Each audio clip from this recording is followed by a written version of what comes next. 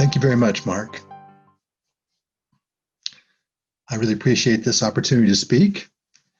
I'm always eager to share what I find in my research, and this gives me the opportunity to do the research and not be just trying to learn for myself, research for myself, but to hopefully help others with what I find. This talk is part 2 of my talks on politics. I gave a talk in March 2017, and I just reread the transcript of that talk, which is available at my website. I'm posting the link to the talk in the website here in the chat. I covered a lot of material there, and I'm going to try to summarize some of it here, but to really do it justice, you would need to read the transcript or watch the talk, and I hope you will. Before we dive in, there's a little exercise I like to do at the beginning of every talk, and that is to take a moment to be conscious of our consciousness. That's to be self-aware, is to be aware of the conscious self perceiving reality. It's something that is uniquely human. At least animals can't do this. This is one thing that makes us human, is the fact that we can be conscious of our consciousness. So take a moment just to look inside and look at who's looking. I find it to be a fascinating exercise, and it helps me. For some people, it can be quite a big event to actually take note of their consciousness. And really, consciousness is at the heart of all of what the esoteric teachings are telling us.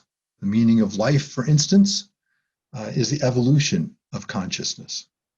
That each of us is participating in life and physical existence, emotional, mental existence, in order to grow and develop our consciousness, to build up a broader sense of what's real, a more perception of who we are, what we're a part of, and to have the breakthroughs, the epiphanies that expand our consciousness greatly. That's one of the goals for all of us. If that can be the primary focus for people, it's quite an improvement over money or status or something like that being the goal of life. Like the goal of increasing the quality and expansion of our consciousness is a much higher one.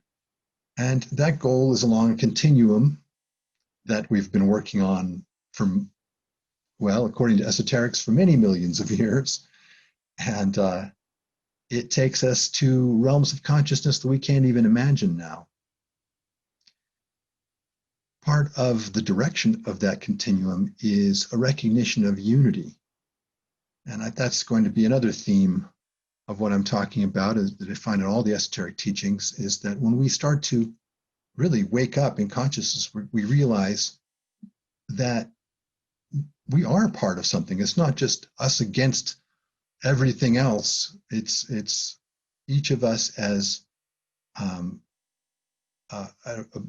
part of a greater whole, whether it's our human kingdom or all life itself. The direction of progress in the evolution of consciousness is recognition of that unity. We'll talk a little bit more about that later too, about what happens when we've made that progress as far as we can in the human kingdom. I posted the link, I think I told you, in the chat, not only to my talk, but I'm just going to paste it again. There is my email address, because it's very important to me that I am accurately relaying what I've found. If you think I'm mischaracterizing the esoteric teachings or what Henry Laurency says, let me know. I'm very keen on truth,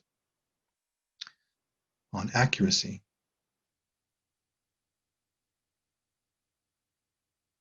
The Theosophical motto, as many of you are aware, is that there's no religion higher than truth. And certainly, there cannot be any political philosophy that is higher than truth either. So we'll talk about that a little bit. To summarize a few of the topics from my previous talk, we'll talk about the state. Laurency has lots to say about it. It's certainly something on our minds these days as we look at what government is, what it could be. I think it's very important to look at what it could be. Let's try to imagine what a really well-run, appropriate, enlightened government might be like. If we don't put some effort into trying to visualize and imagine together what we'd like to have, well, we're not going to have it. We're going to actually have to work on it by using our imaginations and our creative abilities. We've got to create a good government. And we've got to also imagine what it'd be like to have really good leaders. What would they be like? What would it be like to have beings, humans, beings of great dedication to public service, of wisdom and capacity and ability to really look at the problems of the day and guide and inspire? What would that be like? It's getting to be something that is all too rare in governments around the world. Speaking of the kinds of governments that there are, it's worthwhile to talk a little bit about what there are, what there have been. Theocracy is probably one of the earliest forms of government. It's a pretty tough one because it, like theology, is based on fictions that no one dares to question, whether there's truth in it or not. The fictions are immutable in theocracy and in, well, the number one statement in theocracy is that these leaders were picked by God, therefore they can't be questioned. There's quite a problem with that kind of leadership. Dictatorship is a common form of government in the world today. This is what Laurency says about that. There are more rational ways in which to achieve unity than through dictatorship, which, constantly in fear of non-existent dangers, brutally watches over its own security, and which, moreover, does what a small, temporary power clique arbitrarily sees fit. Freedom is easily lost, and it is very hard to regain. Dictators don't give up their power easily. And as Laurency mentions, they are very keen to find anyone who will challenge them.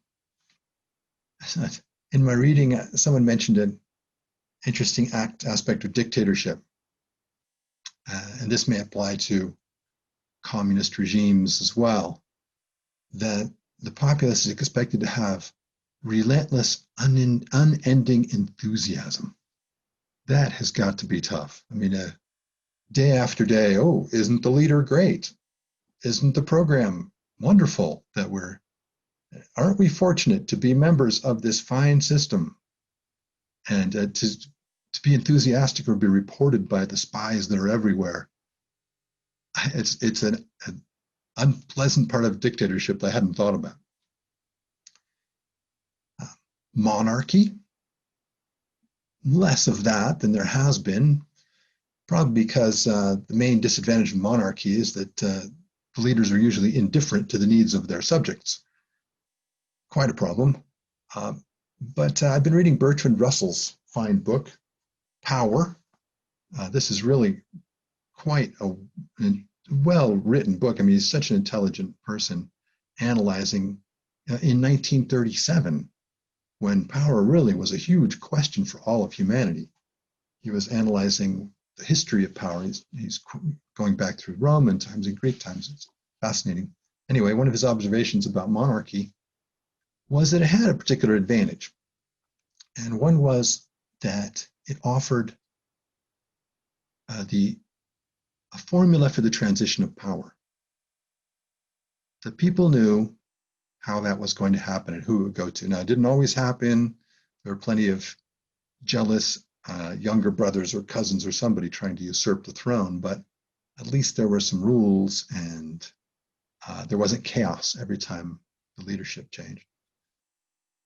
Not that I'm advocating it by any means. Laurency also talks about socialism slash communism, with his definition that the government basically owns all and is, in charge of everything. And that the huge disadvantages of that are that all initiative and incentive are removed for the individual.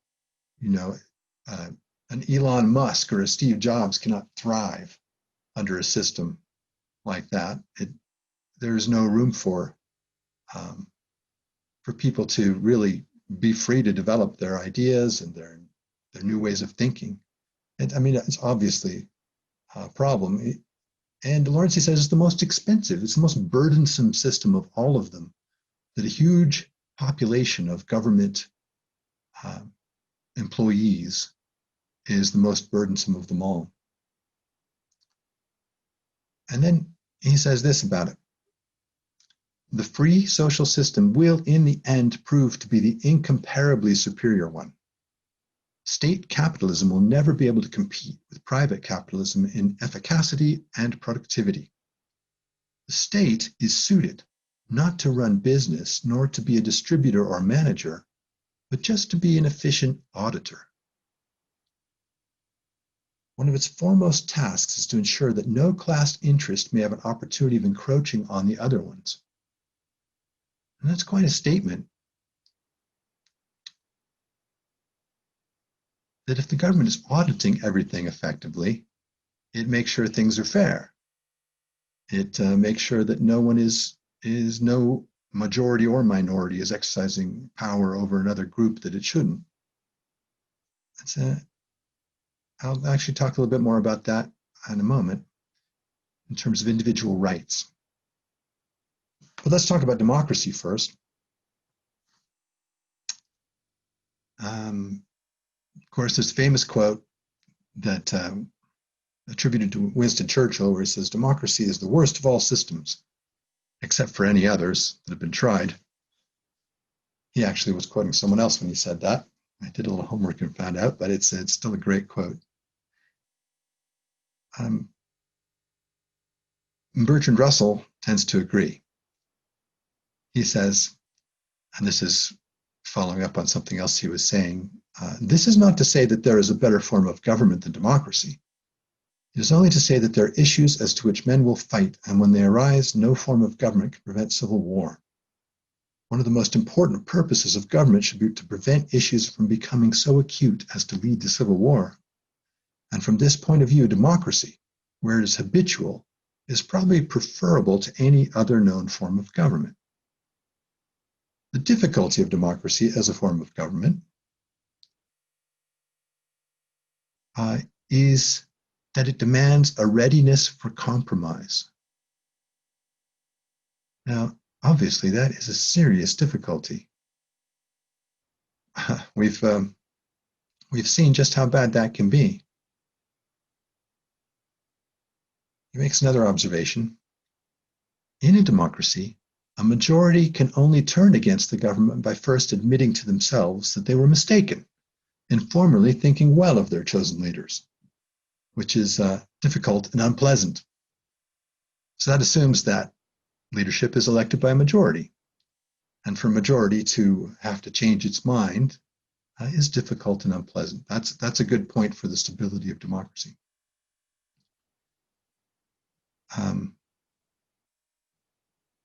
Another quote from Bertrand Russell: democracy is successful insofar as the government is obliged to respect public opinion. And this is a very important point. The government can do anything it wants as long as the public permits it to. It's not restricted by laws it can make itself or break itself. It's really public opinion that decides whether it's okay to do what they did.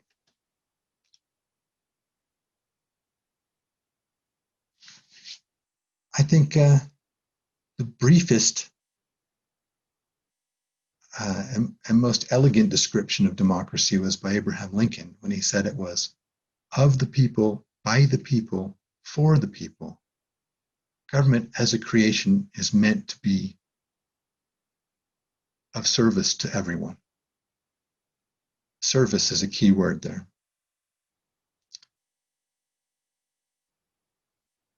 Of course, any of these systems could function very well with ideal people.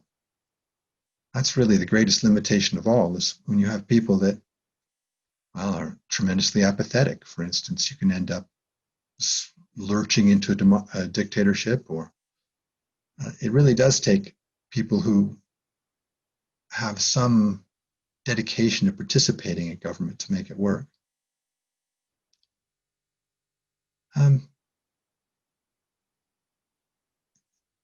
A problem with democracy, Laurency points out. Democracy proclaims that all men are equal, are at the same stage of development, are equally competent to comprehend and understand reality. This belief in equality is the gravest of all human errors. Those who are the most ignorant of life and the least understanding thereby, and the least understanding thereby believe that they're able to judge everything. That folly could be called the ineradicable part of the ideology of democracy. There again is really the demand for perfect people if we want a perfect system of government.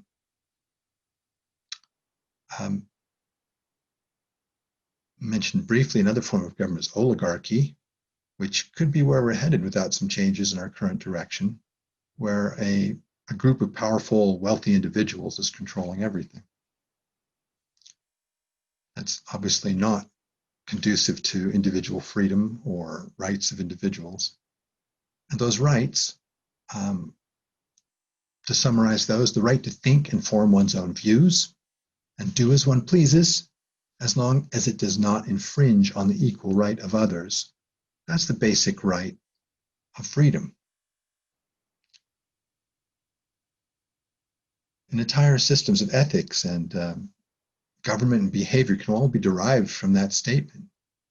If we don't infringe on the equal right of others to do and believe and say what they wish, then we're honoring freedom itself. I mean,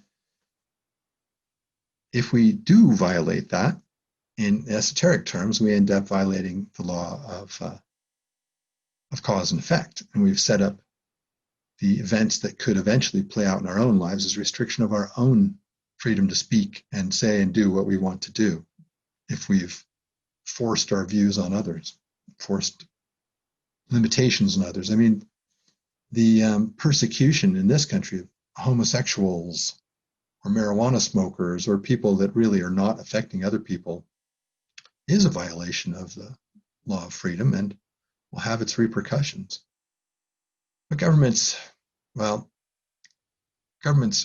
are supposed to be protecting the rights of the individual from more powerful interests, and even from the government itself. Ultimately, people need to be protected from the government, and it's up to the government to do it. That's kind of a tough thing to guarantee. But certainly powerful interest groups or religious groups or those who would like to dictate to others what's right and wrong and how to do what they do, it's up to the government to protect us all from that. And the government, certainly a legal system is needed as a component of government. Laurency says, when talking about individual rights, the state, parentheses, society, the community, the people, has no greater right than the individual. State, collective, religion, morality, science, etc., are no authorities of superior right. The state exists in order to defend the right of the individual. The state has no right to outlaw anything, no ideal right to outlaw anything but violations of the equal right of all. The individual has no duty to sacrifice himself for the community when so commanded. The state has no right to have a disposal of the individual, such as Vladimir Putin's disposal of members of the press who disagree with him. The individual has a right.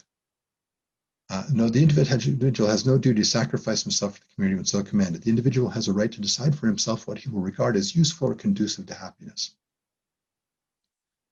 We certainly need to include this in our imagining of the ideal government, a government that sincerely tries to protect the rights of the individual. is not really happening as well as it should right now. We've got corporations that dump billions of dollars into political campaigns and get their rights to pollute or to advertise their addictive product, or with the skills of propaganda, convince people to take the little blue pill or whatever it is. We're not protected very well from corporate power or private capital, power of private capital.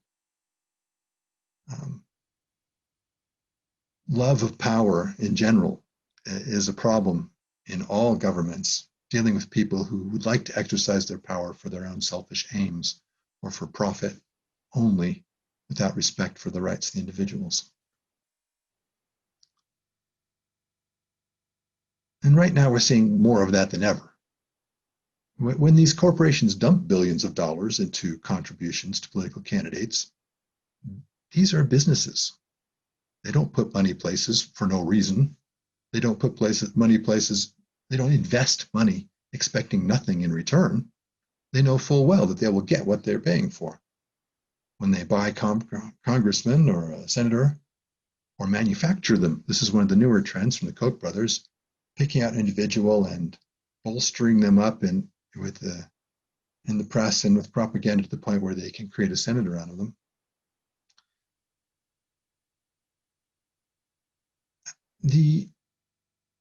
This is going on right now. This is the era of propaganda wars, where propaganda machines churn out points of view, manufacture opinions for us to have, and distribute them with social media. And here's what Laurency says about the press, which is one of the outlets for these opinions these days, unfortunately. Abuse of the freedom of the press and the exploitation of the undiscerning and gullible might be considered one of the still unsolved problems of democracy. The spreading of false statements, distortion of facts, misrepresentation of the opinions of dissidents, casting of suspicion on the motives of others, vilification of undesirable persons, refusal to comply with just demands for correction should be prohibited, also for the press. Here is an important task for an ombudsman of the freedom of the press, one invested with extensive powers as well as duties to start prosecutions. The demands for correction raised by individual citizens could thereby be dispensed with. That's a very practical suggestion that he has, that an ombudsman that is not on any particular side, but can clearly see that a widely publicized statement is outright slander or an outright lie, could do something about it, be invested with the powers to do something about it.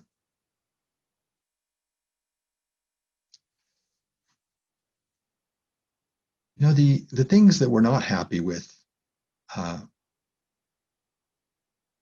we see out there, it all depends on public opinion. As I mentioned, the tremendous power in Machiavellian times,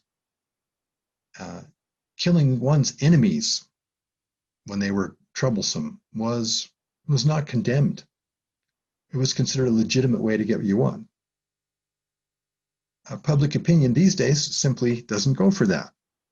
But I have to wonder, will public opinion stand up to the tremendous efforts these days to disenfranchise people and distort the voting process that is key to democracy itself?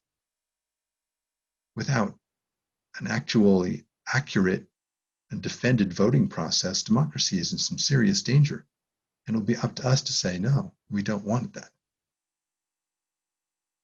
Saying no is very important these days. Alice Bailey says, the focused, determined, enlightened public opinion is the most potent force in the world, as rarely used as it is. I think we'd be surprised what we could accomplish. Here's Bertrand Russell again with that thought on that. Liberals hold, for example, that when public buildings are destroyed by incendiaries, an attempt should be made by the police and the law courts to discover the actual culprits. But the modern-minded man And I think we're dealing with modern-minded men these days. But the modern-minded man holds, like Nero, that the guilt should be attributed by means of manufactured evidence to whatever party he personally dislikes. Well, isn't that what we see every day?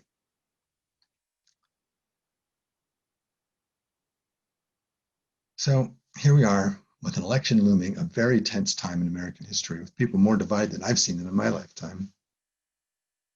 And the federal and state governments alike, many state governments have been deadlocked and in a standstill due to this split. Federal government accomplishes very little these days when one party can block the other from doing anything.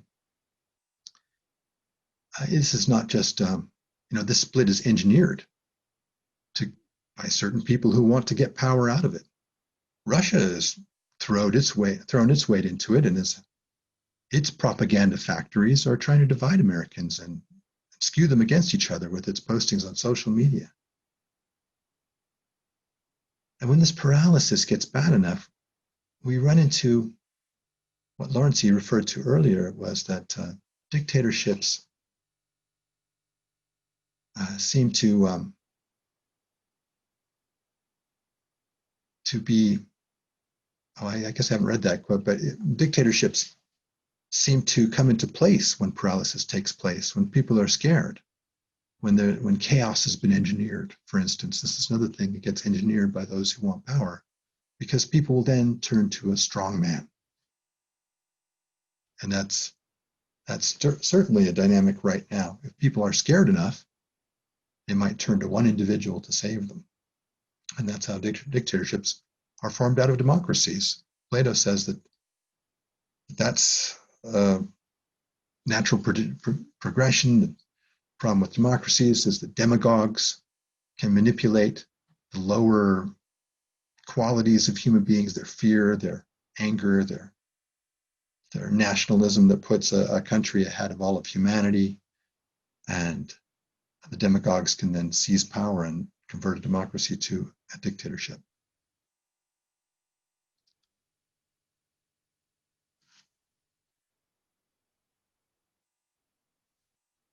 So at this time, we are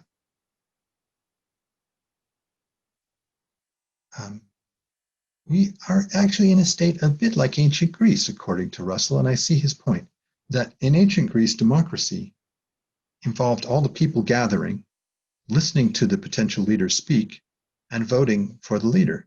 This is very direct democracy. And then since then, countries, empires become far-flung.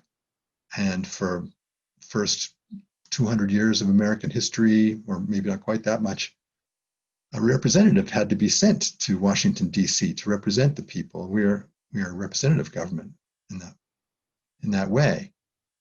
But now that we have this new ability to connect each of us and see our presidential candidates or whoever they may be, we are a lot closer to the old Greek model, where the individuals hear what the person has to say and interact. And oddly enough, we've got this representative system built into our system by which we elect the president anyway, with the Electoral College, when really it's more of a direct experience these days. And it's really, I'd have to say, pretty outdated. I mean, we've had 2 presidents elected that were the second runner-up. That seems to be quite a problem. And, when we talk about demagogues, unfortunately, Americans surprise me in seeming to be very poor judges of character. When in a short period of time, one can judge someone's character from their speeches and from seeing them directly on TV. And Americans are even worse at fact-checking. They distribute nonsense and slander without hesitation. So, we may end up with the results, with the reason to learn to fact-check better. And, I should have said right at the beginning of the talk, my opinions are not those of the Theosophical Society. And the Theosophical Society is a not a political organization and does not endorse candidates.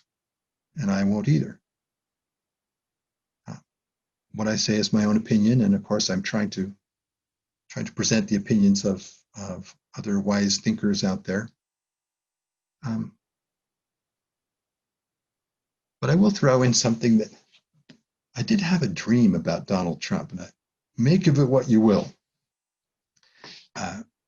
It's not an endorsement per se, or anyway, this is just what I dreamed. So I'll tell you the story.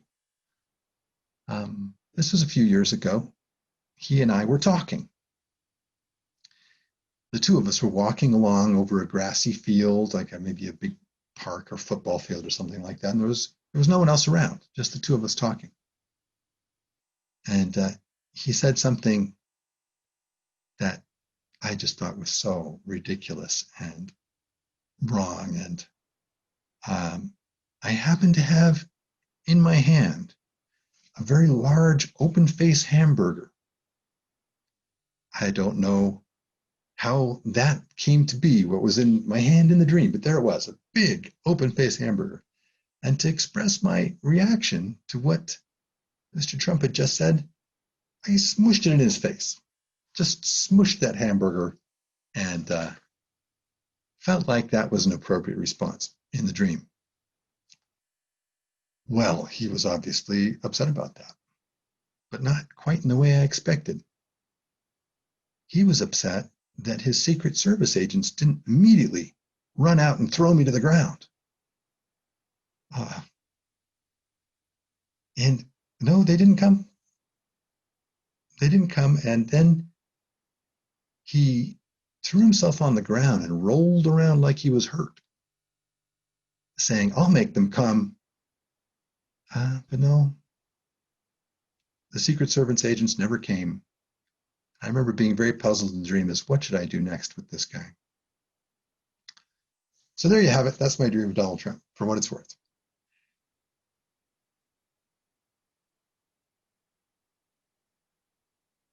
So let's talk a little bit about the esoteric side.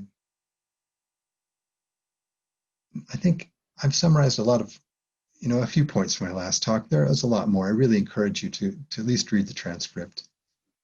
It's full of much better material than I can cover in a few minutes.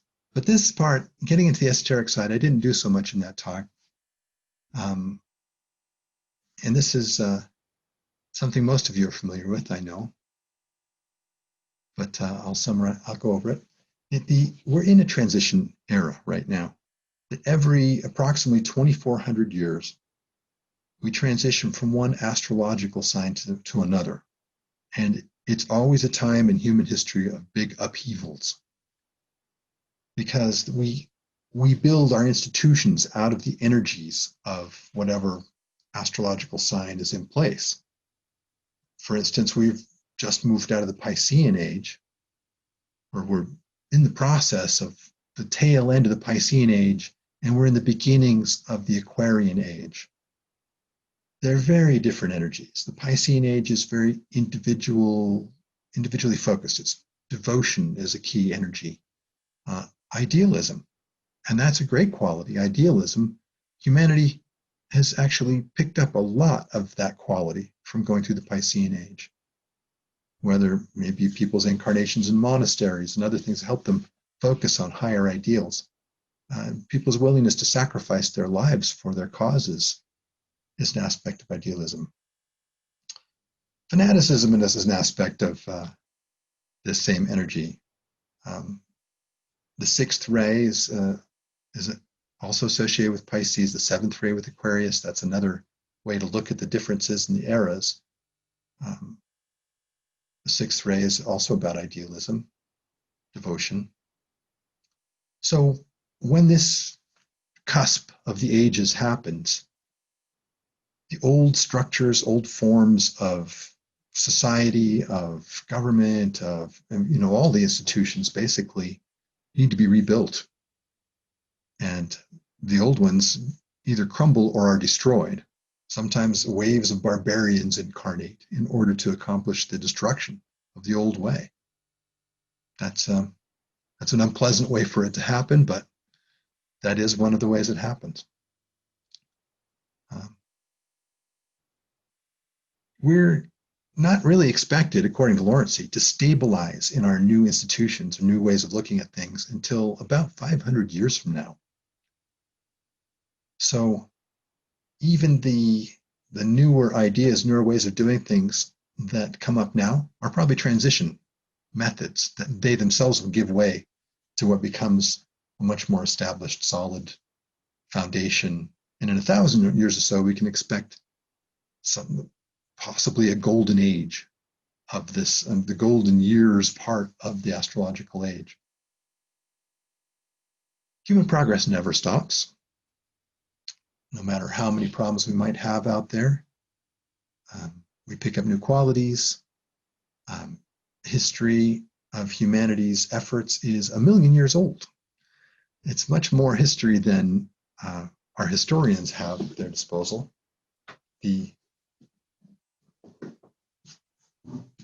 Looking at the esoteric records, there's all the forms of government, and all the great mistakes that humanity can make have been made in terms of politics and trusting the wrong people, etc. Hopefully on some deep level, we're going to pull something from those lessons. Our next goal as humans is what Laurency calls the cultural level. This is a very big thing. What it is that we've moved from the civilizational level to the cultural, civilizational, where we've agreed to not be barbarians, that we'll follow some rules, that for the safety of our families and our children, probably would be better if we obeyed and had a few rules. Barbarians won't respect any rules, but a civilization is based on some kind of order, yet the people are still, hatred is still very much an active force, the civilizational level. People are very much dominated by their lower emotions, by anger and jealousy and hatred and fear. It has been the job of religions, actually, during the Piscean Age to help lift humanity into higher emotional levels of admiration and appreciation, of aesthetic beauty, of compassion, basically understanding the virtue of cooperation and unity, putting oneself aside to some degree, some self-sacrifice. These are all aspects of higher emotionality, and of course the soul level as well, reflecting in that emotionality. This will do more for us than we expect. It's not just that we'll suddenly be much nicer to each other and get a lot more done because we won't fight over things so much or be so afraid. It's that humanity is manipulated continually through its lower emotions. This is how demagogues get power. They make us afraid. They point over there to that threat. They appeal to our nationalistic pride. What we should be angry about. We're coached at all the ways we should feel, and people's lower emotions respond to that. And when we no longer respond that way, when humanity as a whole responds only to the higher emotional, then those evil people who often work together to control and exploit humanity will lose their power. Their power is all through humanity's lower emotional nature. And this evil is very organized in the world, actually. It's intelligent, and it works to hold humanity back. Our progress, human progress is the enemy for these people. They will lose their power. They would prefer to see us revert to a feudal state where local lords and rulers have absolute power over their subjects. Well, they can't hold humanity down forever, and we will achieve that higher level. But we're going to have to struggle. We're going to have to do some serious work to get there. We'll all have to take on the responsibility that the religions have been trying to do with some success. I mean, I don't want to say religion has not succeeded in lifting some people to higher emotional levels, but if it had succeeded to the degree that it should have, we wouldn't have had the world wars.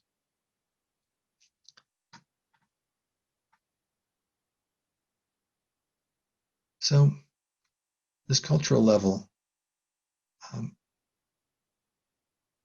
we're not there yet. We're living in the midst of some very difficult times with a lot of ugliness going on.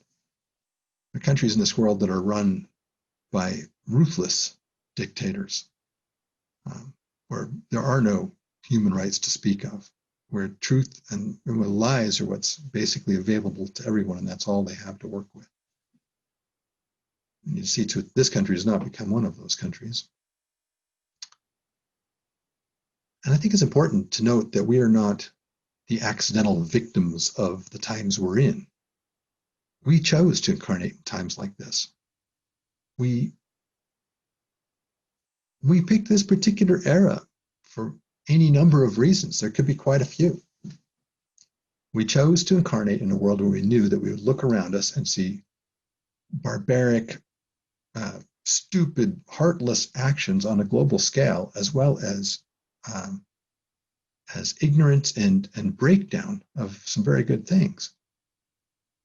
So just to speculate on why, and among the possibilities, a person can incarnate because they have a love for humanity and they want to help during this time, to help us all through the suffering, through the chaos, to help hold on to and guide to new ideals.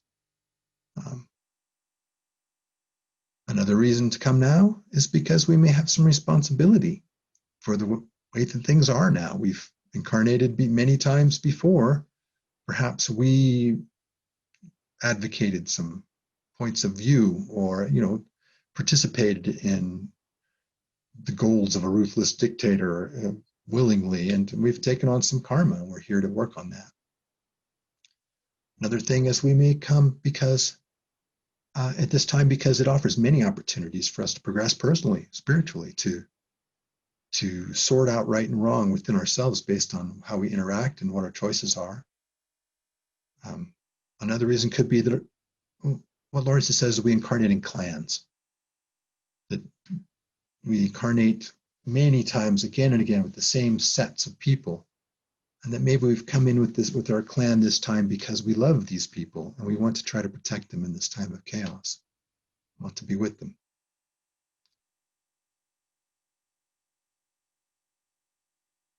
So I've said in the past, this karma, the human rights can be deduced from the law of karma. If we deprive someone of their opportunities, of their safety, or their lives, we plant the seeds of events that will balance that account. And we participate in our national karma too. If our country has done some horrible things, whether we choose to be aware of them or not, which is the case in America here, many people choose to ignore what our country has done, that's earning us some karma, we still share in that. Our country also has some very good karma. I don't want to dismiss that. Through our freedom here, we've created beautiful expressions of music and art and genius in terms of inventions and technology. And hopefully the effect of the internet technology we've invented is the net effect is good. I think the jury's still out.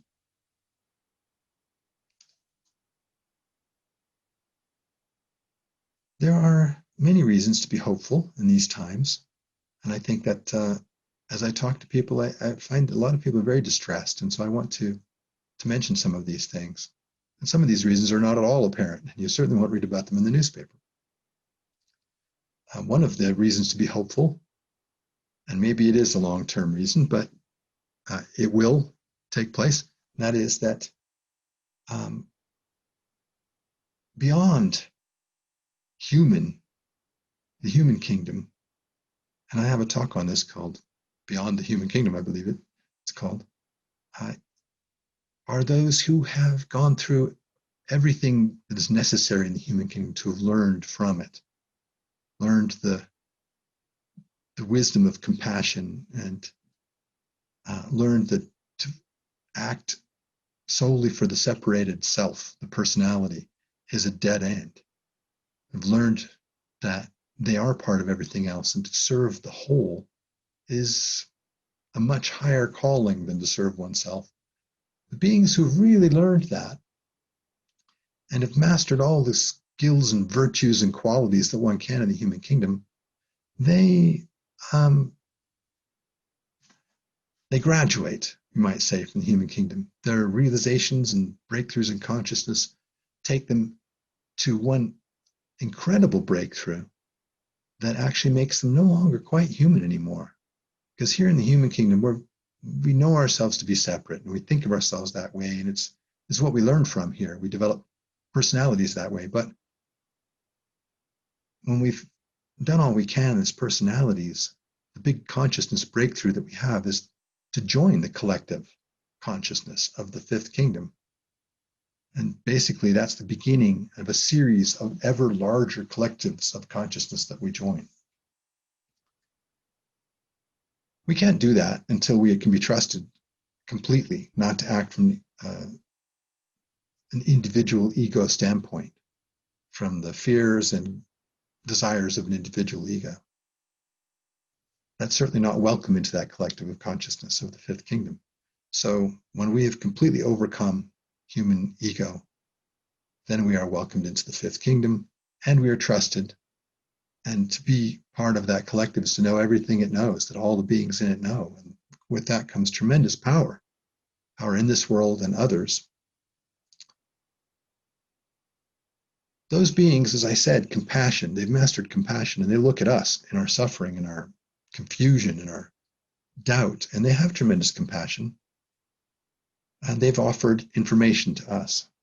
That's information that a lot of it that I'm relaying now through Theosophy, through Alice Bailey, through Henry Laurency. We're given information that are the true facts of reality given to us by those who can ascertain them. Human beings really are not in the position to get those facts. Now, those beings, in the million years of human history, have occasionally been our leaders, because they are the ideal leaders for humanity. A perfected being who's got great power to ascertain truth and use their wisdom to see the best thing for everybody and see the past as an open book, exactly what's happened. That's part of their abilities.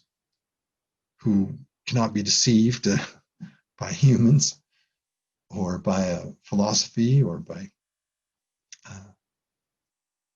those evil beings who we mentioned earlier want to enslave humanity. That's ideal leaders, and eventually we'll welcome them back.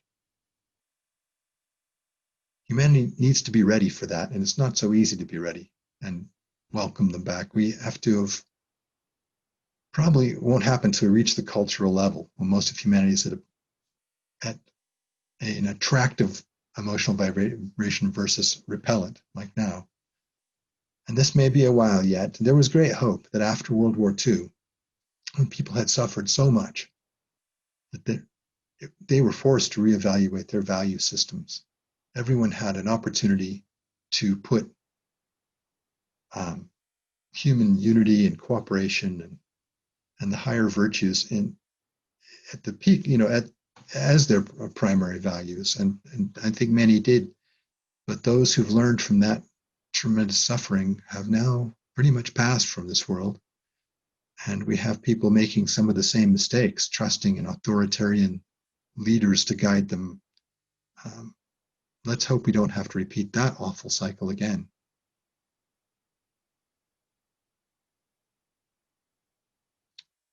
This fifth kingdom that offered us this information does take sides in things, and took sides in World War II. I've got a fascinating book here that is out of print, Between War and Peace by Alice Bailey.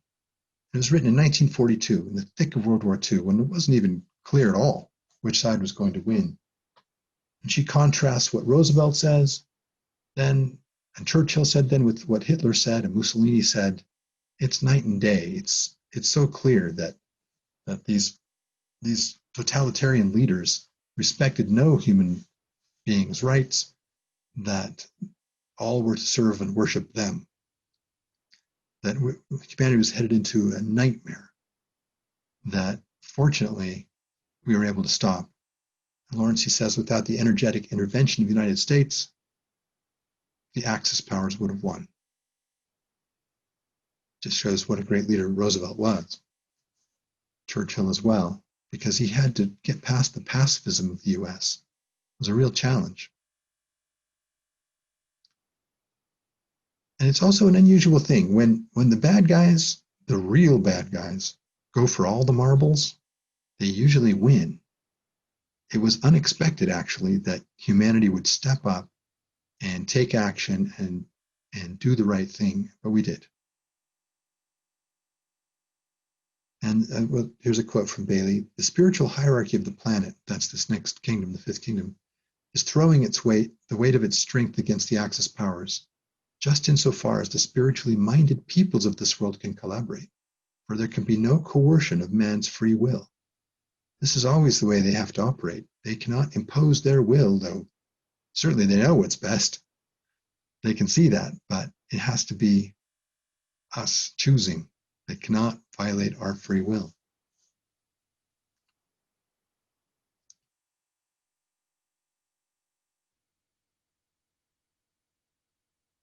It's an interesting thing Laurency says about organized evil on the planet, and in the esoteric books called the Black Lodge, that this is a foe beyond humanity, that it's really the planetary hierarchy, the fifth kingdom, that will solve the problem of organized evil.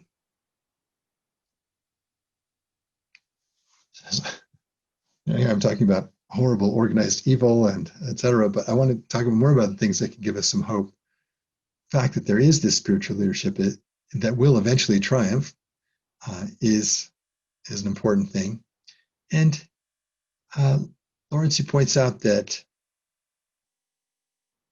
based on the leadership that we have, humanity reacts to it and it appears to be at a particular level. The better the leadership is, the higher humanity acts, and the better it reacts. And right now we've got too many examples of really poor, selfish leadership, and humanity is reacting to that. We see too much of that. But much better leadership, and we'll see a much better side to humanity as a whole. And like I said before, history shows that humanity cannot be kept down. Human spirit always rises up, always triumphs over whatever is trying to keep it down.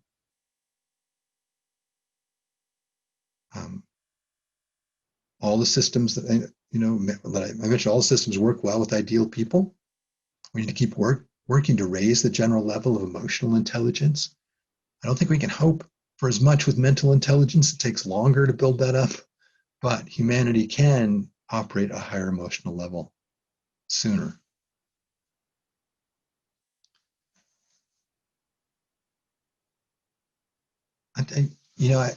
The pandemic is another huge factor making people unsettling people right now, and I want to say a couple of things about it because I of course researched it in Laurency and Alice Bailey.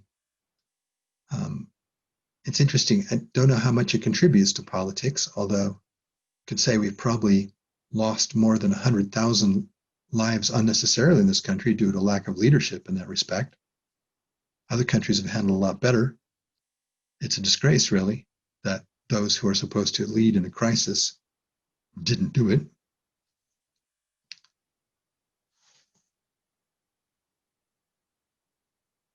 So what Laurency says about pandemics is that,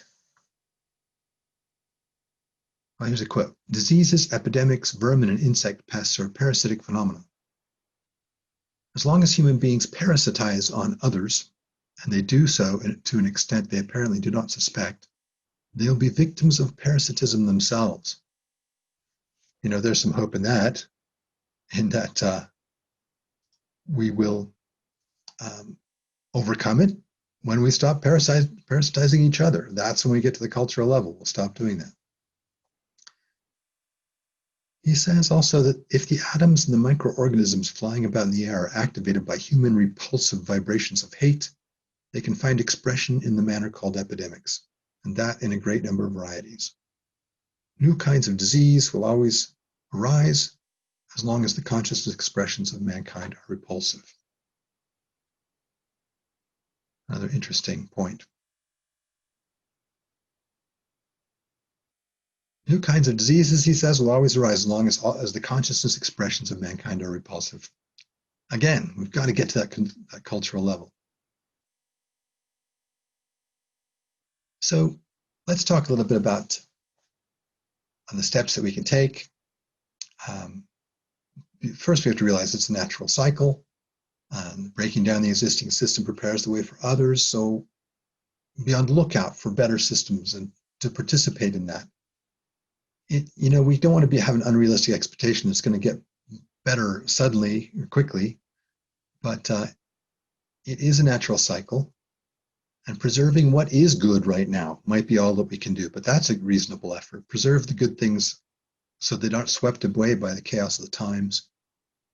Community unity is a good thing to work toward. The rift between conservatives and liberals is only going to be accentuated by the times that we're in, because when times become unstable and change rapidly, those that want to cling to the old ways and say, well, the golden days need to come back. The past is how it needs to be. Again,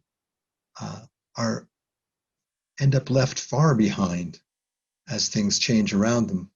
And those who can see the new possibilities are not yet able to articulate them or put them into practical form until we get further into the cycle of change. And so the rift only widens for a while.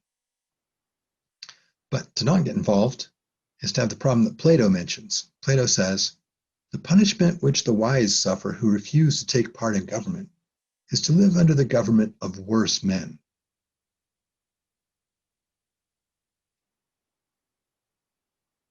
And here's an interesting point about politics that Laurency makes. Political parties demonstrate the importance of solidarity. But solidarity within a certain party, within a certain social class, always leads to disunion within the community. The whole has been divided and disintegrates more and more. It is forgotten that class interests are justified only if and as long as they are subservient to the whole. And then he says, to remove everything which divides and to come to an agreement on everything which one can agree about, and this in all fields, is the first step towards a goal of unity, is the first condition of the welding of all individuals, of all parties, into that inseparable unity which the will to unity can realize. And I was just thinking about how parties fighting each other is such a problem, and what a good idea it would be to create a common platform. I know it sounds impossible, but a platform that both parties agree to seems to me to be a step of non-partisanship that would be really welcome. Can we all agree to protect our children? Can we all agree on the 4 freedoms that Roosevelt proposed, these beautiful statements? Can that be part of a common platform that whatever party it is agrees to support? And then when we find ourselves in disagreement, we just fall back on what we do agree on. The 4 freedoms, Roosevelt laid these out. So simple. Freedom of the press, freedom of religion, freedom from want, and freedom from fear. Can we agree that that would be good? Let's see if we can build off that. Let me read what Alice Bailey had to say. She would start by reminding the general public of one important fact. This is that the focused, determined, enlightened public opinion is the most potent force in the world. I read that quote before. It has no equal, but has been little used. The gullibility of the average citizen, his willingness to accept what is told him if it is said loudly enough and with sufficient plausible force, is well known. The well-turned phrases of the trained politician intent on his selfish purposes, the arguments of the silver-tongued demagogue as he exploits some pet theory at the expense of the public, and the rantings of the man with a cause, a theory, or an axe to grind, all find an easy audience. Mass psychology and mob determinations have been exploited down the ages, for the unthinking and the emotional are easily swayed in any direction, and hitherto this has been turned to their own advantage by those who did not have the best interest of humanity at heart. It has been used for selfish and evil ends far more than for good. But she says these things, and that's from this book, this Between War and Peace. She lays out in the midst of the darkest time of the war, she focused on the reconstruction. That it couldn't just be everybody was giving a sigh of relief and saying the war's over. Okay, we can relax. The world was a wreck after that, after the war, and needed to be rebuilt. And she had a lot of ideas about what we could do to support that. I think a lot of those ideas apply right now. The chaos that settled in has actually done a lot of damage. We may have more yet to do. We do need to reconstruct. So first thing she says is, crush out hate because it's non-constructive and hindering. But the love demanded of us is neither emotional nor sentimental. It is intensely practical and expresses itself in service and cooperative activity. It seeks to aid all movements that benefit humanity and are in line with the new incoming era. This is about individual responsibility. She says, replace emotion, for instance, the emotion of fear and anger that came out of the war, with practical love expressed in selfless service. Reorganize our lives so that we have time for this needed service. And develop in oneself and evoke in others the spirit of goodwill. This will to good is of immediate effectiveness because it governs a person's relationship to their family and their household, their business or social associates, their casual acquaintances, and all with whom they may come in contact. Spirit of goodwill goes a long way. I think there's actually a lot of that around. For all of the antagonism I see out there, I meet with goodwill every time I go to the store. Every time I interact with the public out there, there is goodwill. And it's a pity that that's not the foundational force right now. So she also had some more practical suggestions that I think apply now. When she was looking ahead at the reconstruction, I think this would be a benefit to anyone who is really concerned about improving the world. 1, study and reflect upon the proposals made by world leaders and thinkers as to the coming world rehabilitation. This gets back into the original idea of let's imagine, let's try to create something new. If we think about it, can we? Others are thinking about it, obviously. Let's try to find the guidance in those who are thinking about it. And who's got a really good idea? She suggests gathering people together to discuss and study the new systems that are coming, because they are coming inevitably, or cooperate with those who are already doing so. Look upon this meeting together as a definite contribution to the molding of public opinion and as a method of building up that reservoir of thought power which can be of use to those whose task it is to rebuild. She suggests extending your interest to many countries and try to understand the diverse problems of these countries. If you know anybody in some remote country, try to connect with them. Try to establish a linkage, easier than ever, across the miles so that we're interconnected all over the planet. She says to meditate, reflect, and connect the central will to good. Divine will to good, what's underneath the plan behind everything. Find 2 other people to work with you. Discuss all of this. Maybe part of gathering people together to discuss and study the coming situation. Find out and study the methods, techniques, and objectives of the various groups and organizations which are interested in world reconstruction. You may not agree with all of them or with their plans and mode of working, but all are needed. This is not a time to draw lines when you've got people with good intentions. Find and keep a record also of men and women of goodwill in your environment. Be spiritually aggressive in this matter and go out and discover them. When you have found them, then be interested in what they're doing and also endeavor to have them cooperate with you in your lines of activity. It's a good suggestion. Consider the needs of the children in this chaotic world. Plan for helping them with loving goodwill. And I've read in another place that the ultimate overhaul of the legal system of rights in all countries is going to be based on our love for our children. And that children's rights will be a point upon which parties of all kinds should be able to agree and work together to establish basic rights.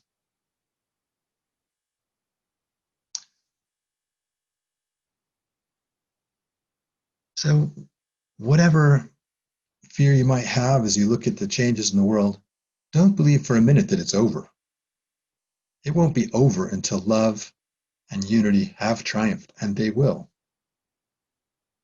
It can be delayed, that time, and that's what we can help with. We can try to bring it about more quickly, prevent destruction of what good there is. We can plant the seeds that will maybe ripen in some distant lifetime, some future time. I mean, we live in the times that we've suited ourselves for. We came to this time for our very specific reasons, as we mentioned. If we are planting the seeds of this new and imagining this new, better world with its enlightened leaders and publicly serving government, that could be the time we incarnate into. Certainly, we would deserve it if we helped create it. If we participate in a renewal of the rule of ignorance, well, we're likely to reincarnate into the results of that sort of thinking. So let's plant the seeds for a much better future for all of us. I know I have a great deal of hope, and the very fact that there are people here listening to me talk about all these things gives me hope. So thank you.